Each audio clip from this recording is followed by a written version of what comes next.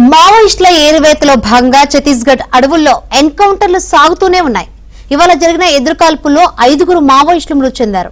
మరోవైపు పోలవరం మండలంలో పోలీసులు తనిఖీలు ముమ్మరం చేశారు.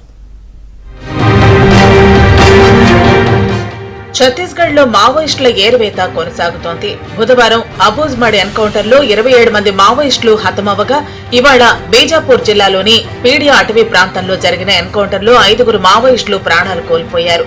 మావోయిస్టుల కోసం అడవుల్లో భద్రతా బలగాలు కూంబింగ్ కొనసాగిస్తున్నాయి. ఛత్తీస్గఢ్ నారాయణపూర్ జిల్లాలో బుధవారం జరిగిన ఎన్కౌంటర్ నేపథ్యంలో పోలవరం మండలంలో అనుమానాస్పద వ్యక్తుల కదలికలపై పోలీసులు నిఘా పెంచి ఎక్కడికక్కడ తనిఖీలు చేపట్టారు. పోలవరం ప్రాజెక్టు ప్రధాన ప్రాంతాల్లో బాంబ్ స్క్వాడ్ తనిఖీలతో పాటు డ్రోన్ కెమెరాల సహాయంతో గాలింపు చేపట్టారు. పోలవరం బస్టాండ్, పోలవరం ప్రాజెక్టుతో సహా పలు ప్రాంతాల్లో నిఘా పెంచారు. మావోయిస్టులు తలదాచుకుంటారనే సమాచారంతో గాలింపు చర్యల్ని పటిష్టం చేశారు.